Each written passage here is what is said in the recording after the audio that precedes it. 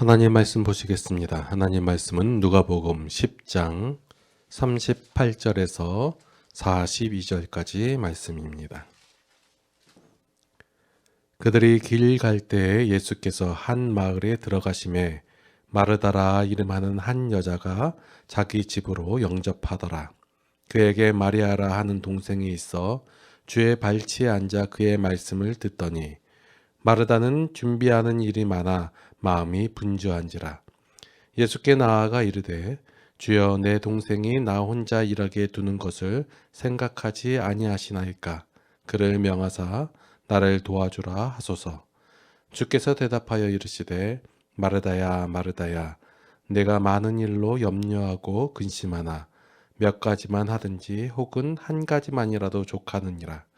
마리아는 이 좋은 편을 택하였으니 빼앗기지 아니하리라 하시니라. 아멘.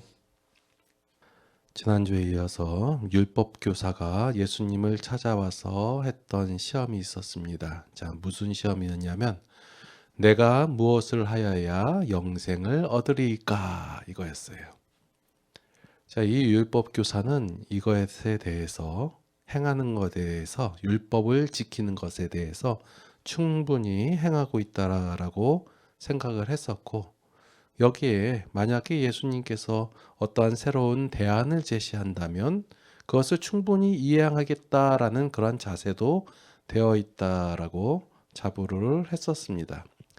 이러한 율법 교사의 생각이 일반적인 사람들의 생각을 대표로 보여주고 있는 것입니다. 자, 유대교인들이 율법을 읽으면서 해석할 때 가장 중요하게 여기는 부분이 무엇이냐면 내가 이 율법을 지킬 수 있는가 없는가 여기에 초점을 맞춰 놓고 율법을 읽어요.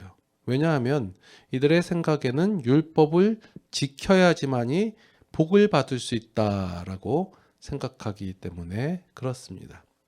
그래서 율법을 읽을 때 율법을 어떻게 하면 내가 지킬 수 있는가에 대해서 초점을 맞추고 읽고 해석을 하고 또한 그대로 실행을 한다라는 것이에요. 이것은 율법 교사만이 아니라 당시의 유대교인들이 다 그렇게 생각했고 현재 우리 기독교인들 혹은 다른 종교의 사람들도 동일하게 생각을 한다라는 거예요. 기독교인뿐만 아니라 다른 종교의 사람들도 경전을 읽을 때 이것을 내가 행할 수 있는가? 또한 내가 이것을 행하면 어느 정도 할 수 있는가? 그래서 이것을 행함으로 말미암아 계명을 준행하고 율법을 지키고 또한 그 경전에 있는 대로 행함으로 말미암아 내가 복을 받을 수 있을 것인가? 거기에 초점을 놓고 실행한다라는 거예요. 그래서 그 지난 본문 말씀에서 보니까 율법에 뭐라고 되어 있냐라고 예수님이 질문하니까 내 이웃을 사랑하라라고 되어 있어요. 그러니까 어디에 초점을 놓냐면 내 이웃이 누구냐? 내가 이웃을 사랑한다라는 것을 실행해야지 복을 받으니까 뭘 생각해요? 이웃이 누구냐예요. 그래서 자신의 이웃은 나와 함께하는 사람들, 나와 교제하는 사람들, 그리고 나하고 친분이 있는 사람들 이렇게 정의를 내려놓으니까 이 율법을 지키는 것이 그래도 조금 수월해졌다라는 거예요. 그래서 이 율법 교사는 이것을 다 이행하고 있었어요. 그래서 율법을 지키는 것이 그렇게 어렵지가 않고 자신은 복을 받을 수 있는 확실한 행함을 행했다라는 거예요. 그런데 예수님께서는 율법을 어떤 복을 얻을 수 있는 수단이나 방법으로 주어진 것이 아니다라고 선언을 하신다라는 거예요. 이 말씀이 지금 우리 기독교인들에게 충격으로 다가와야 하는 말씀이에요. 왜냐하면 지금 우리가 신앙생활을 이렇게 하고 있거든요. 신앙생활을 잘하고 하나님께서 말씀하신 바를 잘 준행하면 하나님께서 나에게 복을 주실 것이다 라는 그런 생각으로 신앙생활을 한다는 거예요. 율법인들하고 또 유대교인들하고 동일한 모습이에요. 근데 예수님께서 하시는 말씀이 율법이 복을 받을 수 있는 수단이나 방법으로 주어진 것이 아니다라고 선언하고 있는 거예요. 근데 이 말씀을 우리가 귀를 닫고 안 들으려고 하는 거예요. 왜냐하면 나의 행함이 없이 어떻게 복을 받겠는가라는 죄적 사고방식에 둘러싸여 있기 때문에 그렇다라는 거예요. 율법을 지키면 복을 받고 율법을 어기면 벌을 받는다. 하나님의 말씀대로 지키면서 살면 복을 받고 하나님의 말씀하신 대로 지키면서 살지 못하면 벌을 받는다. 뭐가 다른가요? 율법이 하나님의 말씀이었는데. 하나님께서는 이렇게 행하지 않으셨어요. 왜 제가 말씀을 읽으시라, 성경을 읽어라 그렇게 말씀을 드리냐면 하나님께서 행하신 그 사역의 모습을 살펴보면 하나님께서는 우리의 행함을 보고 복을 주시는 것이 아니라 그냥 미리 복부터 주세요. 어떠한 수준을 너희가 갖춰라, 그리고 어떠한 행함을 해라, 어떠한 자격을 갖춰라 이렇게 요구하시지 않으시고 또한 복을 받은 이후에 네가 복을 받았으니까 이렇게 충성을 해라, 헌신을 해라 이렇게 요구하시지도 않으셨어요. 말씀을 한번 살펴보세요. 내 이웃을 사랑하라라는 율법에 대해서도 예수님께서는 내 이웃이 누구냐라고 말씀하시는 것이 아니라 누가 강도 만난 자의 이웃이냐라고 질문을 하신다라는 거예요. 예수님께서 말씀하시는 이웃은 도움이 필요한 자이고 은혜가 필요한 자예요. 자신과 평상시 교제하는 것과는 상관없이 도움이 필요한 자에게 도움을 제공하라라는 것이에요. 이것이 예수님의 이웃사랑이에요. 자, 이런 말씀 들으면 여러분 마음이 어때요? 답답하지 않나요? 왜냐하면 앞서 말한 율법 교사가 지키던 자신의 주변에 있는 사람들에게 잘 대해주는 것, 그들에게 도움을 주는 것, 솔직히 우리들은 이것도 힘들거든요. 그런데 예수님께서 말씀하시는 것은 도움이 필요한 자에게 도움을 주라라는 거예요. 그게 이웃이다라는 거예요. 이 말은 여러분들의 주변에 있는 모든 사람에게 도움을 주라는 말씀이 아니에요. 만약에 이렇게 된다면 사람들이 많이 알면 안 돼요. 많이 알면 도움을 줄 사람들이 더 많아지고 그 TV나 이런 데에서 그 아프리카 기아 뭐 이런 내용 보면 안 돼요. 왜냐하면 그들에게도 도움을 요즘은 온라인으로 다 되잖아요. 그런 말씀이 아니에요. 자신의 모든 것을 희생해가지고 도움을 주라는 말씀이 아니에요. 왜냐하면 도움이 필요한 사람에게 내가 도움을 주려면 내가 갖고 있는 모든 것을 줘도 모자르거든요. 어떻게 도움을 줄 수 있어요? 돈이 없으면 기도라도 하십시오. 그러면 기도 24시간 해야 되나요? 금식해야 되나요? 어떻게 해야 되나요? 그런 말씀이 아니에요. 할 수 있을 만큼을 할 수 있을 때 행하라라는 거예요. 이것을 행함으로 말미암아 복을 받는다는 말씀이 아니에요. 이것을 행한다고 해서 여러분들이 그 행함이 공로로 쌓이는 것이 아니고 복을 받는 것이 아니다라는 거예요. 그렇게 행하는 것이 하나님께서 복을 준 그 복을 누리는 것이다라는 것이 성경에서 우리에게 전하고 있는 메시지예요. 그러니까 할 수 있는 만큼만 하세요. 그거 가지고 정죄하거나 이거 가지고 잘못됐다 얘기할 수 없는 것이에요. 왜냐하면 예수님께서도 이렇게 사역을 하셨어요. 당시에 유대 지방에 있는 모든 사람의 병든 자를 예수님께서 고치셨나요? 그 주변에 있는 모든 사람들에게 예수님께서 복을 내리시고 병을 고치시고 귀신을 내쫓으시고 그렇게 사역을 하셨나요? 온 유대의 모든 사람들의 문제를 해결해 주신 것이 아니었어요. 만약에 그것이 목적이었다면 예수님께서 뭐 70인의 제자만 보냈겠어요? 아니면 700명, 7,000명 이렇게 보냈어야죠. 그래야지 뭐 자격 요건도 요구하지 아니하시고 그들에게 어떤 그 능력을 주는데 부족함이 없으신 분이었는데 전하고자 하는 내용이 그 내용이 아니에요. 그러면 지금 율법 교사가 대하는 율법 무엇을 행해야 내가 영생을 얻으리까 이거예요. 그럼 예수님께서 대하시는 율법의 이 차이를 지금 말씀을 드렸잖아요. 하나님의 행하심, 하나님의 사역으로 인하여 결과를 누리는 것. 그러면 우리가 율법 조항을 어떻게 해석해야 되는가에 대한 문제가 아니라 하나님께서 이러한 율법을 왜 주셨을까? 여기에 대한 이해에서 차이가 생기는 거예요. 자, 지난주 본문의 마지막 부분이 37절에 보니까 너도 이와 같이 하라 이거예요. 자, 이 말씀의 의미가 뭐예요? 너도 이렇게 하라. 그러면 율법 교사 보고 이제 너도 가서 이렇게 도움이 필요한 자에게, 그러니까 강도 많은 자의 이웃이 된 것처럼 너도 이렇게 행하라라는 권면이에요. 이제 너가 생각하는 그 이웃의 범위를 확장시켜 가지고 최선을 다해 가지고 선을 행하면 그러면 영생을 얻을 수 있을 것이야라고 말하는 그런 그 해결책으로 주셨나요? 영생을 얻기 위해서 무엇을 행해야 되는 이러한 사람들에게 이것을 또 다른 행함을 더하여 주신다면 예수님의 사상과 생각과 그 해답과 유대인들이 생각하는 것과 별반 차이가 없는 거예요. 여기에다가 조금 더해서 아니면 조금 더 고차원적으로 아니면 조금 더 무게를 더 줘서 준 것뿐이지 전혀 다른 차원이 아니다라는 거예요. 예수님께서도 그 유대교가 율법을 대하는 자세와 같이 계명을 준수하면 복을 받을 수 있다라고 말씀하시는 것이 아니에요.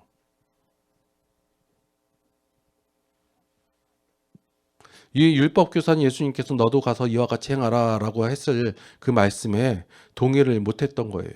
왜냐하면 여태까지의 그 소극적인 율법, 제가 구약을 소극적 율법이라고 분류하고 신약을 적극적 율법이라고 분류하거든요. 이 소극적 율법도 제대로 행하지 못하는데 지금 예수님께서 말씀하시는 바는 더 적극적인 율법이라는 거예요. 그것을 지키라고 하면 복을 받기가 쉬워요, 어려워요? 어렵다는 거예요. 너무 어려워져요. 그렇기 때문에 예수님의 말씀에 동의할 수 없고 따를 수가 없다라는 거예요. 그래서 너도 가서 이와 같이 행하라라는 예수님의 말씀은 이것은 가서 이렇게 행하라는 권면이 아니에요. 이것은 반어법이에요. 너도 가서 이와 같이 행하라. 할 수 있나 보자. 되나? 지금 이것도 너 지금 소극적 율법이라 해서 너 이웃의 한계를 좀 정해놓고 그 이웃을 도왔다고 하고 사랑했다고 하지? 그러면 너도 같이 더 적극적으로 이웃의 범위를 넓혀가지고 자 행해봐라. 되나? 이거예요.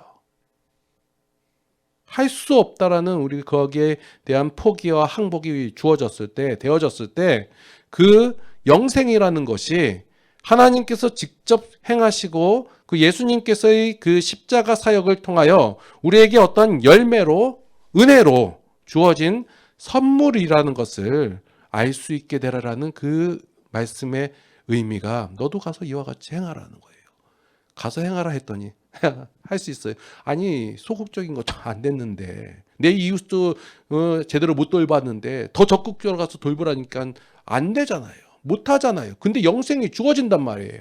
그러면 나의 행위와 나의 열심과 아니면 나의 공로로 인하여 된 것이 아니라 하나님의 사역과 하나님의 은혜와 하나님의 선물로 주어진 것이다라는 고백이 되어질 수밖에 없다라는 거예요. 이것이 성경에서 우리에게 주어지는 영생에 대한 말씀이에요. 그리고 나서 여태까지 30이었어요.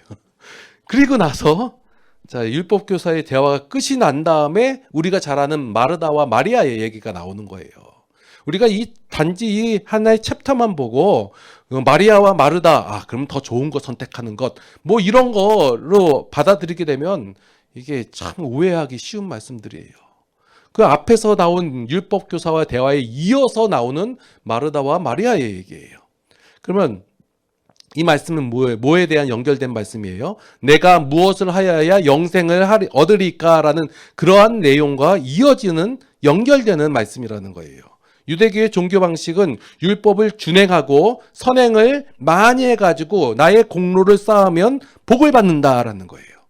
지금 여러분들이 생각하는 것도 마찬가지예요. 내가 신앙생활 잘하고 아니면 세상에서 선을 많이 행하고 그러면 이러한 나의 공로가 축적되어서 하나님 앞에서 일한 것이 많으면 많을수록 그런 것이 쌓여가지고 내가 복을 받을 것이다 라고 생각하는 것, 이것이 유대교가 생각하는 유대교주의적 사고방식이고 현재 우리가 생각하는 기독교적 사고방식이고 또한 본문에서 나오는 마르다가 생각하고 있는 유대교적 방식이에요.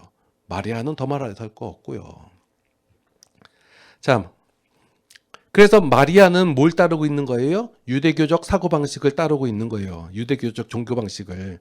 그래서 오늘 본문을 읽으시는 분이 어떠한 오해들을 많이 하냐면, 자, 마르다가 이제 예수님을 영접하고 있는데 일이 많잖아요. 뭐 전도 붙여야 되고 뭐 해야 되고 하니까. 근데 마리아라는 그 동생놈이 있는데 저기 가서 앉아 있네. 안 도와주고 그러니까 짜증나니까 예수님 쟤 좀 내보내 주십시오 해가지고 원망조로 짜증나게 얘기하는 줄로 오해를 한다는 거예요. 그래서 설교를 어떻게 해요? 봉사를 한다는 명분으로 애를 쓰다가 짜증을 내는 것보다는, 그렇게 불평하는 것보다는 예수님, 마리아처럼 예수님의 말씀을 잘 듣는 것이 더 지혜로운 것이다 라고 그렇게 설교를 하시는 분들이 있어요. 그렇게 설교를 들으신 분은 어때요? 그날부터 주방봉사 한 명도 안 해요. 왜요? 저는 성경 공부하러 가요. 이게 더 좋은 거니까 난 좋은 거 선택할 거예요 하고.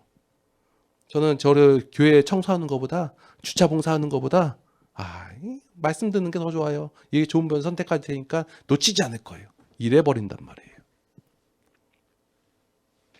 오해예요. 또한 또 말씀 듣는 게 중요하다라니까 또 이렇게 설교하시는 분이 있어요. 자, 봉사를 하든지 성경 공부를 하든지 말씀을 듣든지 다 각자가 선택하는 것이다. 선택한 것에 대해서 불평을 하지 말고 기쁨으로 그 사역을 감당해라. 이거 오해예요. 지금 예수님께서는 제적 사고방식밖에 모르는 사람들에게 하나님의 방식을 계속해서 소개하고 있는 거예요. 전혀 상상하지도 경험하지도 받아들이지도 못했던 그런 방식을 예수님께서 계속해서 반복적으로 보여주고 계시는 것이에요. 자, 그러한 하나님의 방식을 소개하고 있는데 죄인들의 원리보다 조금 더 지혜로운 정도로 말씀하시면 그게 말이 맞을까요? 아니에요. 자, 오늘 본문의 내용을 다시 한번 살펴보면 지금 마르다는 준비를 하느냐고 힘들고 어려워가지고 불평하는 것이 아니에요. 지금 저기 그 집에 여주인이 있는데 솔직히 말해가지고 다른 그 아랫사람 시키면 되는 거고, 이 준비하는 거 뭐 못하겠어요? 다른 사람 시키면 돼요. 다른 관점으로 우리가 이걸 바라봐야 돼요. 마르다는 지금 앞서 말한 유대 율법 교사의 다른 등장인물이에요. 그러니까 유대교적 사고방식을 갖고 있고, 어떤 그 생각이냐면, 율법을 잘 따르고 행하면 복을 받는다. 이 사상이에요. 그래서 그 자신에게 이웃이라고 생각되는 예수님에게, 그리고 예수님과 그 제자들에게 그 좋은 것을 대접하는 거예요. 그러한 노력을 하고 헌신을 하고 있는데 마리아는 그냥 멍하니 있는 거예요. 그냥. 그러니까 이 마리아가 이런 선한 행동을 하지 않고 가만히 있으니까 지금 공적을 쌓고 있는 그 기회를 날리고 있다라고 생각을 하는 거예요. 그래서 마리아가 얘기하는 거예요. 마리아도 그런 선한 행적을 쌓게 해서 공적 좀 쌓게 예수님 좀 권면 좀 해주시라고 부탁을 하는 거예요. 여러분들, 이게 우리가 실수하는 부분이 뭐냐면 봉사 헌신이라는 행함과 예수님의 말씀을 듣는 것을 또 다른 행함으로 생각한단 말이에요. 이게 착각이에요. 말씀을 듣고 있는 것을 또 다른 행함으로 받아들이면 안 되고 기양이 있는 거예요. 얘는 당시의 유대교적 사고방식에 의해서 공적을 쌓을 수 있는 이 행위를 안 하고 있는 거예요. 모르고 있고 그런 능력도 안 되는 것 같고. 그러니까 마르다가 이러한 공적을 쌓을 수 있는 기회가 됐을 때 같이 이것을 쌓아라. 그래야 복을 받지 않겠냐. 이거예요.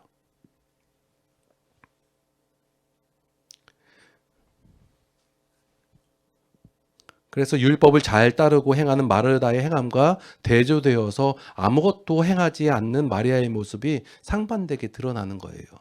율법을 잘 행하고 있는 마르다가 복을 받지 못한다면 당시의 생각에는 그것조차도 못 행하고 있는 마리아는 두말할 거 없는 거예요. 자, 다시 한번 우리 지금 상황으로 돌아올게요. 자, 교회 봉사와 헌신을 열심히 하는 사람이 만약에 하나님께로부터 복을 못 받는다 하면 아무것도 안 하고 그냥 교회만 왔다 갔다 하는 사람은 복 받을 거라고 생각하나요? 못 받는다 이거예요. 그게 일반적인 죄적 사고방식이다라는 거예요. 자, 제가 이렇게 말씀드리면 못 받아들이시는 분도 있고 받아들일 수도 있는데 계속 이 논쟁을 이어갈게요. 뿌리 깊게 박혀 있는 내용이란 말이에요. 지금 말씀드리는 내용이.